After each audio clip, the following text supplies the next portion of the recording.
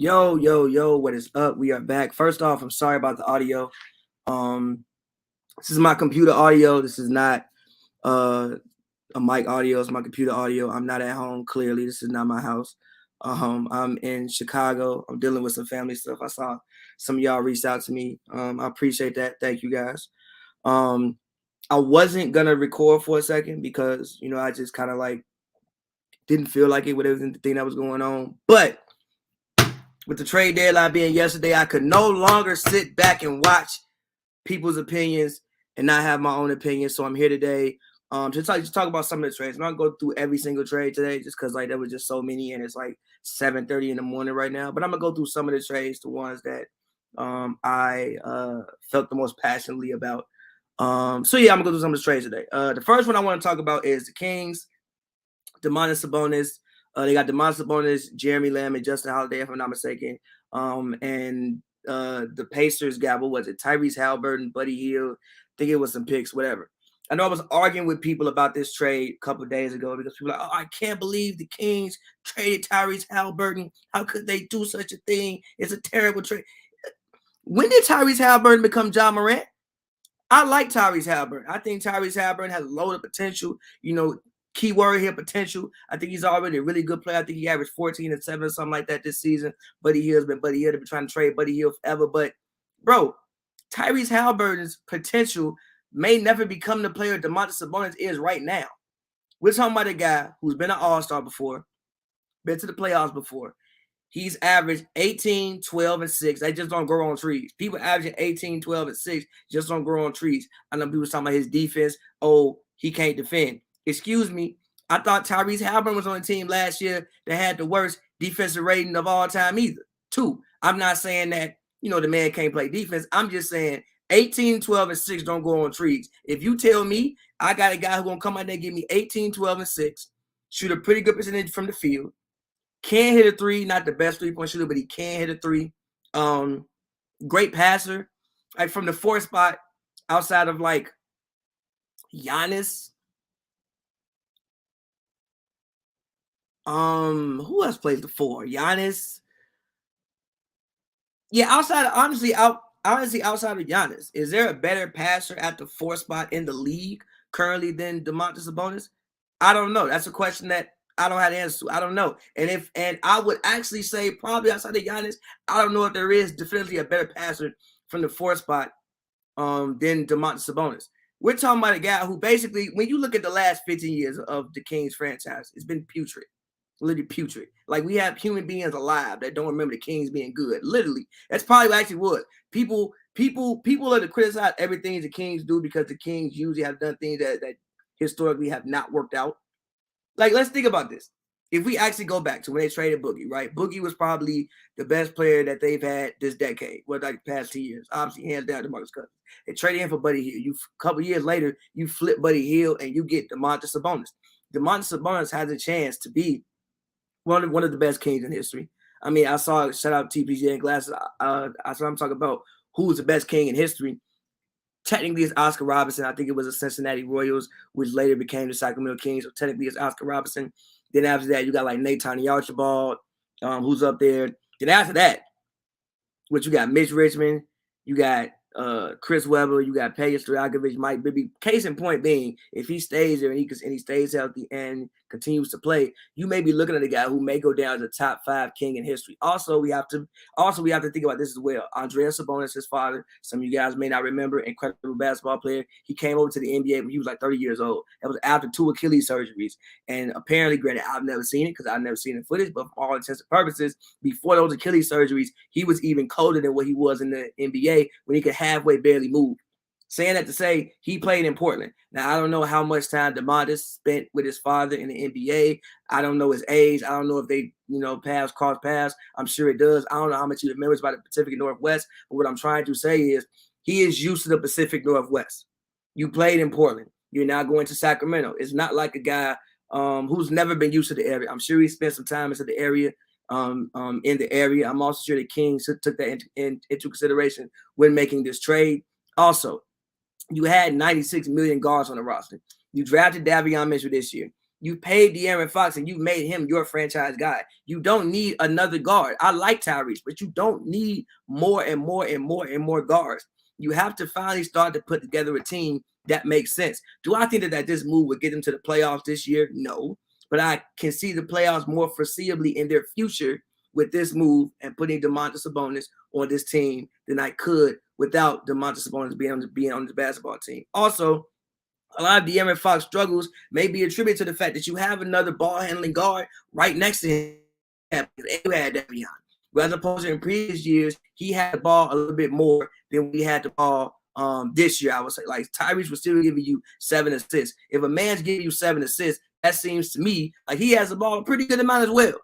So I like what the Kings did. I love what the Kings did. They also got rid of Marvin Bagley. Finally, they also brought in Dante DiVincenzo. They brought in Josh Jackson. They brought in Trey Lyles. This roster makes a little bit more sense to me today than what it did 4 days ago. And I just want people to stop acting like Domantas Sabonis is just Enes Kanter 2022. Excuse me, Enes Freedom 2022. We are talking about a damn good basketball player, one of the best, in my personal opinion, probably a top 25 player in the league today. I like what they did. And again, I like Tyrese Haliburton. I think Tyrese Haliburton has potential. The key word in that is potential. Tyrese Haliburton may never grow to be the player Domantas Sabonis is right now. And Sabonis is 25. He got potential. Ain't like you traded a 21-year-old for a 34-year-old. He's 25. You have 5 years before he even hits 30.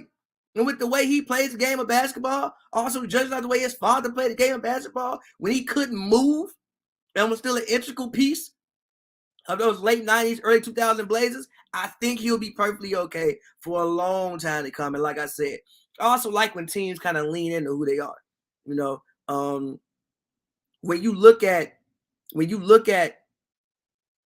the Kings and you think about their history, right? All right, what did the Kings have in those early 2000 runs? Great passing big men. You had Vlade and you had Chris Webber. I think Domantas Sabonis could be a combination of both of those guys. You also have Mike Bibby, a great scoring point guard. You know, he was never a superstar, but he was definitely a star in this league.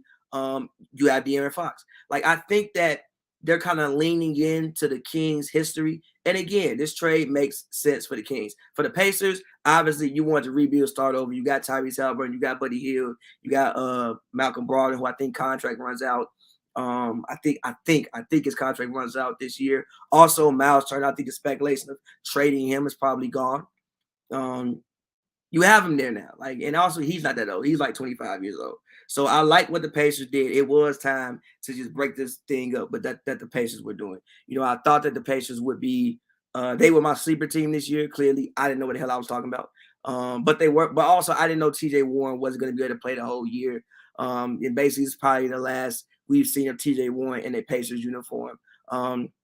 So again, I like the trade for the Pacers. Again, like, they're just trying to get younger. They want to blow it up. They did that. Like I said, I like Tyrese Haliburton.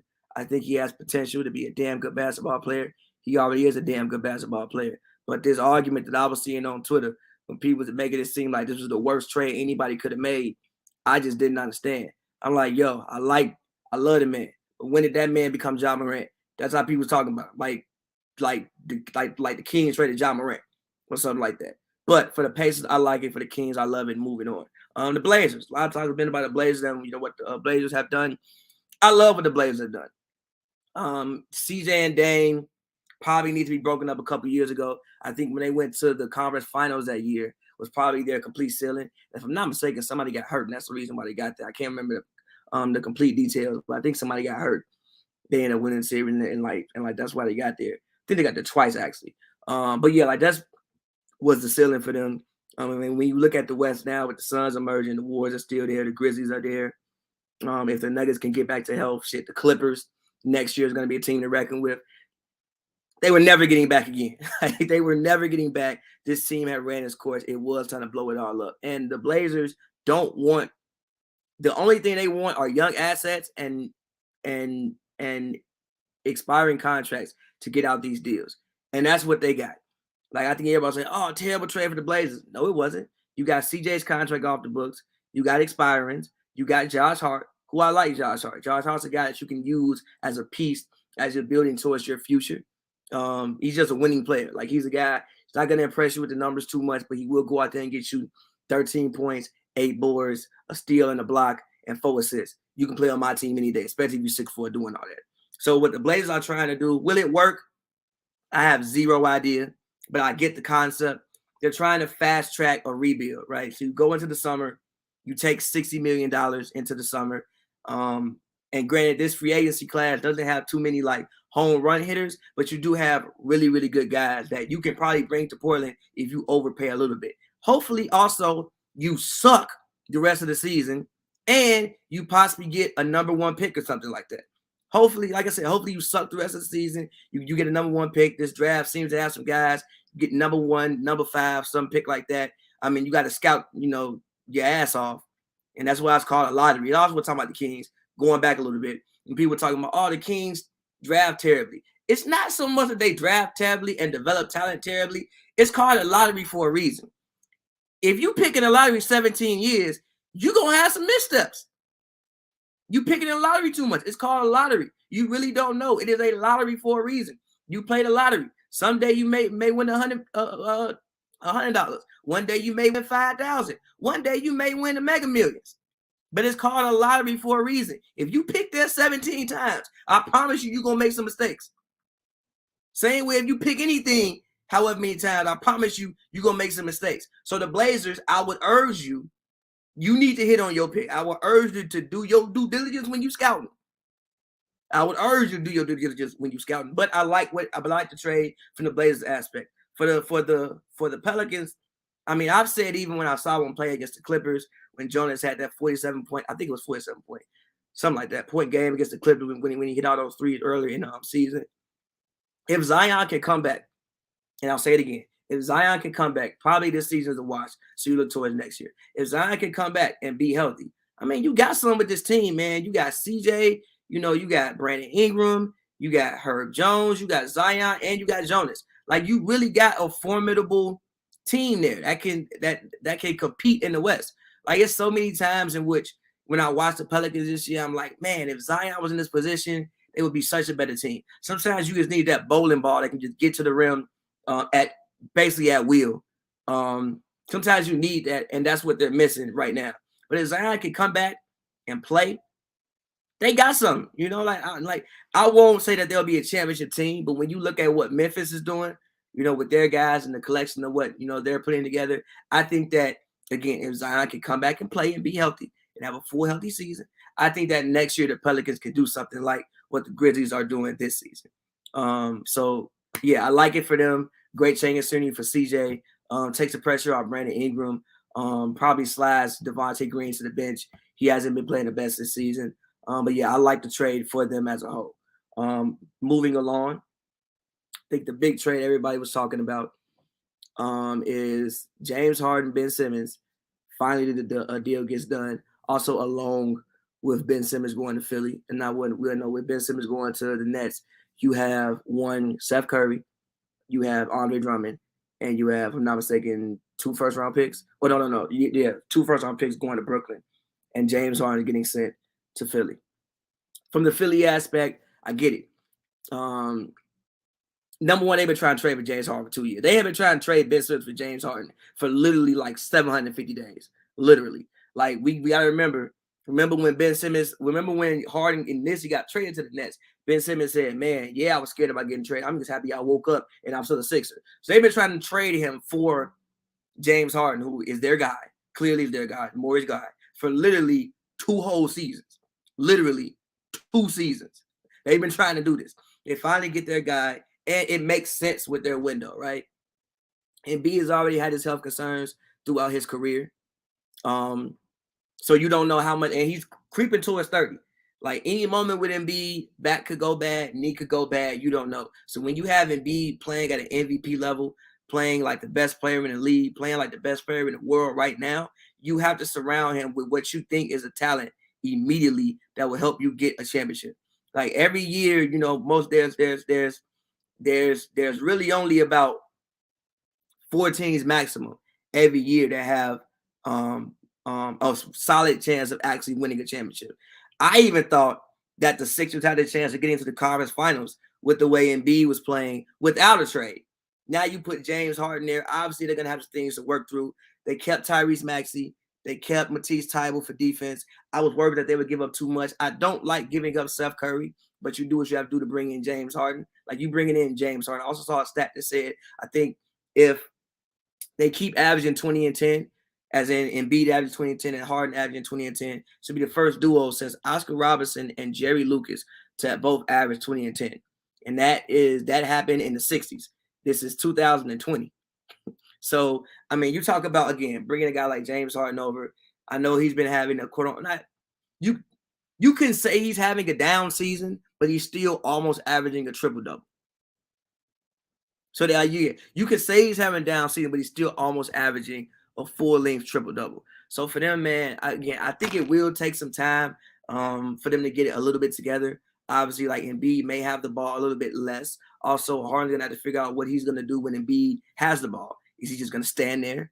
Is he going to move around? Where do you place him? Tyrese Maxey, he's a guy who I don't want to say his role needs to decrease, because I still want him to be the same level of aggressive that he was being beforehand. But also, his role, you take some pressure off him. You know, like even the game a couple of nights ago when they played the Suns, when Embiid got the rebound, looking for somebody to outlet to it, and Steph Curry, he outlets it to Steph Curry. And Steph wasn't expecting the ball and goes. That wouldn't happen with James Harden. James Harden, you know Harden's going to come and get the ball, get it up court, and initiate some offense. And they really did need another ball handler. Like, there's been so many times this season in which I see Maxey trying to make a play at the end of the game, or Embiid having the ball at the end of the game in positions that he shouldn't have it. That was one thing that they really did miss from Ben Simmons. The fact that they didn't have that other ball handler, that main playmaker. Now you have another ball handler. You have a elite playmaker. Shout out Hello Fro, man. Shout out you. Appreciate the donation, my brother. Thank you. Love, bro. Shout out you. Love, my dog. Well, hello, Froby. But yeah, so you have a guy who can go out there, handle the ball, distribute, and get the other guys involved. And his offense should come a little bit easier. And I can understand his frustration in, Brooklyn. You sign up to play with Kyrie Irving and James Harden. Kyrie Irving and Kevin Durant. Most of the time, you just playing with James Harden, Cam Johnson, Nick Claxton, James Jones, DeAndre Brimby, who they cut. The Nets cut. He was starting. Who they cut. Like, he was starting most games. So I understand Harden's frustrations. You won't have that here in Philly. And B will be there mostly every night. All the guys that you have will be playing mostly every night. Also, Tobias Harris. I think some load will be taken off Tobias Harris. Tobias Harris, I think, was playing one spot too far up. Like, you had to depend on Tobias Harris scoring way too much in playoff situations. I like Tobias Harris. You should not be depending upon Tobias Harris to score 22, 23 points every night to win games. Now, I know his contract says that you should be able to depend on him for that, but that's just not who Tobias Harris is. He's a guy where I really want him more around 18, 8, 9 boards a night. If he can give me 23, 24, 25, that's a plus. But now we have a guy in James Harden who bona fide can get me 30, even 40 sometimes. Any given time he wants to give me 40, and we still have Embiid up there. And again, they're going for it this year and next year, as they should. Like I said, with Embiid, you never really know when the heel might come. He's looked great the past 2 years, but even last year he had the knee hyperextension. He probably would have been MVP last year if that didn't happen. This year, I think he's, in my personal opinion, probably the front runner to win MVP if I had to give the award out right now today. So yeah, man, like I love it from their aspect, because you're going for it right now, and you were literally getting nothing from Vince. Like, he was not playing. He didn't want to. Now for the Nets, right? You did as well as you possibly could do. You got Ben Simmons. You have Kyrie Irving, and you have Kevin Durant. Two people who love to shoot the ball. Ben Simmons don't want to shoot. All he want to do, play defense and distribute. And you got Steph Curry and Patty Mills. And don't let Joe Harris get healthy. Like, do you understand? Like, even if Kyrie, let's say you in the playoffs, it's game 6, Kyrie ain't there. I can close games like this. I can close games with, if he's healthy. I can close games with Patty Mills, Steph Curry, Joe Harris, Ben Simmons, and Kevin Durant. My front line is Ben Simmons and Kevin Durant. Also, for Kevin Durant, it takes some pressure off him. It it takes some pressure off him defensively, because even you saw defensively, because you saw last year, right? He has to guard Giannis. Like if we play the best front court matchup, he has to guard him. Now he can go kind of back to that Golden State role when he was in Golden State, when he was a great help defender. Like Draymond would take the best front court player, and Kevin Durant would help. Kevin Durant's still 7 feet tall. You know, if he's still a 7-footer on help defense. I thought that the first year he played in Golden State was probably his best year defensively, because he didn't have to take the job of guarding the best front court player, or even sometimes a perimeter player that you have. Now Ben Simmons can do that. Ben Simmons can take all his effort to defense and playmaking. Now, if he doesn't want to shoot, who cares? Who gives a fuck? Who cares? If a man gonna go out there and play all world defense, give me 10 boards, be one of, and you have a transition player. You had no transition players beforehand. Now you have a transition player. You have one of the best transition players in the league today. Incredible. And you have Drummond, you have size. You have one of the best rebounds in the game. So now if you play against a Joel Embiid, obviously I think, Joel Embiid will get the best of Andre Drummond, but at least he can offer some resistance. Drummond back there is different than Nick Claxton. Joel Embiid gets to the hole, see Nick Claxton, I am dunking. Joel Embiid gets to the hole, see Andre Drummond, he still might dunk, but there's a little bit more resistance to be had there. Also, he's one of the best rebounders in the game today, so that also helped you out as well. But for the Nets, I love it. For this year and for next year. Like even if you don't get it this year, right? Let's say by the grace of God, hopefully for everybody, the vaccine, not the but the New York mandates change and Kyrie doesn't have to get the vaccine and he can play the full season. That means you have Kyrie Irving, Ben Simmons, Kyrie Irving, Ben Simmons, Kevin Durant, 3 all-world players there every single night, 2 of them, and those guys can focus on offense. And you got one guy who can focus on dishing them the ball, who don't necessarily need shots. And if you get a mismatch in the post, throw him the ball. Let him go one-on-one against a smaller guy. I love what the Nets did for now and the future. He's 25 years old too.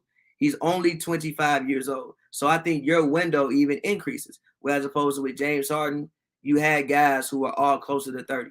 Right? I think Kevin Durant's 32, 33, been injury prone the past couple of years. Kyrie is creeping up on 30, literally is a part-time player. Like I would thought about, he's literally a part-time player. Not judging him off his views and what he want to do, but the fact he's literally playing part-time is actually preposterous. Not because of his views and what he want to do, but the fact he's literally a part-time NBA player is preposterous. But even Kyrie, I don't know how much longer Kyrie wants to play the game of basketball. Like I said many times, I think this is Kyrie's last contract. I think Kyrie Irving has aspirations that go much deeper than being a basketball player. Clearly already he does. And I think that Kyrie's after basketball life will be so much greater than whatever he does on a basketball court. And he's done incredible things on a basketball court. Meaning you have Ben Simmons on contract for 4 more years. He's not even going to command the money that James Harden would command when it's time to re-sign James Harden. 25 years old.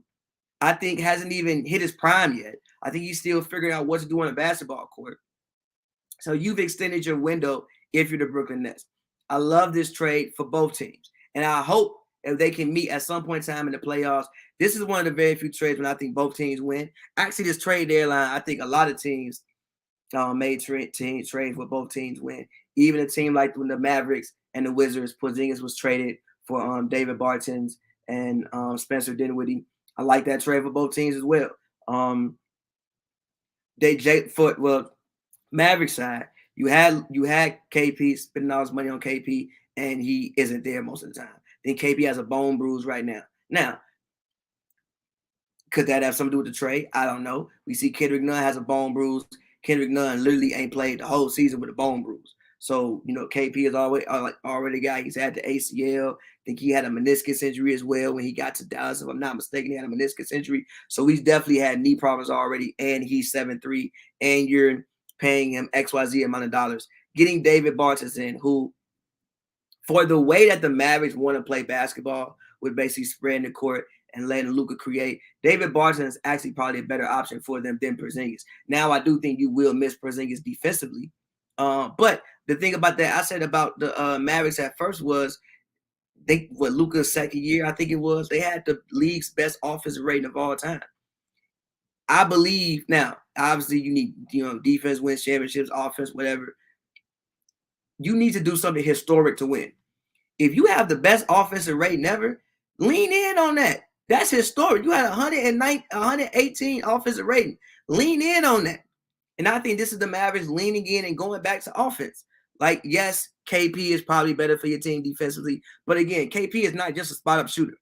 David Barnes is a spot-up shooter. He wants to out there and spot-up shoot.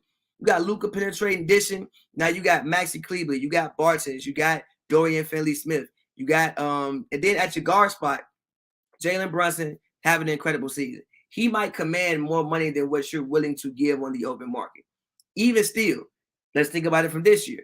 Jalen Brunson can now come off your bench, and you have Spencer Dinwiddie starting, right? So the thing with Luka is Luka's going to probably mostly dominate the ball. That's cool. But you still need other ball handlers on the team, bro. Like even, when James Harden and the Rockets had those deep playoff runs, what else did they have? A secondary ball handler. Like there is no human being where you're going to get away with just dribbling the ball 60 times for 45 minutes in the playoffs when you're playing against top tier level competition and defenses. At some point in time, you're going to wear down. At some point in time, you're going to need somebody else to be able to create offense for others because you have no human is that much in shape. I'm sorry. No human is that much in shape. Even LeBron could throw the ball to Kyrie and Kyrie could do something. Even LeBron could throw the ball to D-Wade and D-Wade could do something. Even LeBron could put the ball in the post. Even the very last year in Cleveland, they at least had George Hill and Jose Calderon. At least had somebody else. Like, you can't just expect this man to go out there and dribble the ball 60 times for 40 minutes and expect to literally win championships that way. You can win some series. You can win the first round, maybe get to the second round, but you ain't winning no championship like that. So I like the acquisition of Spencer Dinwiddie. He's a guy where you can throw him the ball and there's nothing there, and he can create something out of nothing. So can Jalen Brunson. So you have two guys who can actually do that. And looking towards the future, Spencer Dinwiddie might be a cheaper option than what Jalen Brunson may turn out to be this offseason because somebody will have some money to overpay Jalen Brunson to bring him to their team and be their starting point guard. So I like the trade from Dallas's aspect. I get the concept. I get the point. You now have a stretch four. And again, now you can put out there with Keebler, Bartons, Dorian Finney-Smith, Luka, Bronson, or Spencer. Or if you want to get really funky, maybe you do at some points in times, Brunson, Spencer, Luka, Bartons, and you put out Keebler. Or maybe your starting lineup is Dwight Powell, Keebler, Dorian Finney-Smith, Spencer Dinwiddie, Luka. Or maybe you do, I don't know, maybe you do at some points in times Dwight Powell, Maxi Keebler, Luka Doncic, Jalen Brunson. It just gives you more flexibility for I think the Mavericks to play the way that they want to play. Now for the Wizards. If KP can actually be there and be healthy, I like it for the Wizards as well. Bradley Beal messed up his wrist. I'm going to say he may opt in. If I'm the Wizards, I don't necessarily know if I want to re-up him long-term. Judging off what I've seen this season from Bradley Beal, I don't know if I want to re-up him long-term. And maybe some of the issue with Bradley Beal could have been Spencer Dinwiddie. Like the past 2 years, Bradley Beal has had free reign in that backcourt. Like he's been back there with, again, Russell Westbrook was still averaging 10 assists. Like, you can't tell me Russell Westbrook dives to the rim and dishes it out to you, don't help you average 30 points. Whereas opposed to Spencer Dinwiddie, he's more of a scoring guard.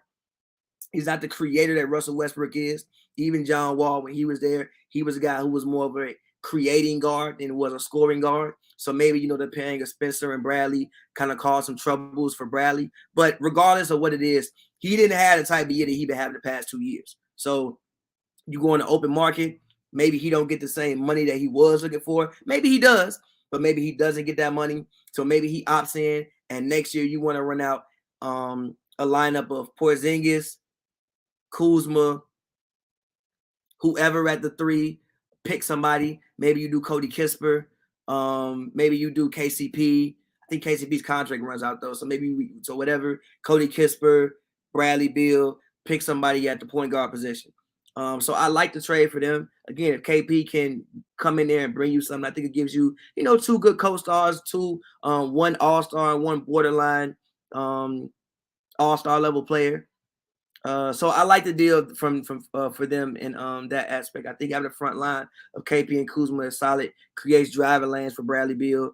Creates driving lanes for whoever. Also, I think KP will also get more of the touches that he's looking to get, the kind of touches that he's looking to get in Washington, as opposed to the touches that he wanted in Dallas that he wasn't getting, that he was basically relegated to being a spot up shooter. Again, I think he'll get more of his opportunities. And also I think he'll bring something to his team defensively. I mean, Anthony Edwards even said like Porzingis is one of the toughest guys to score in the paint. I mean, he is 7'3". Like he does this, you probably can't even see the rim. And is there are there any other trades looking to want to go? The three main ones look out to me personally.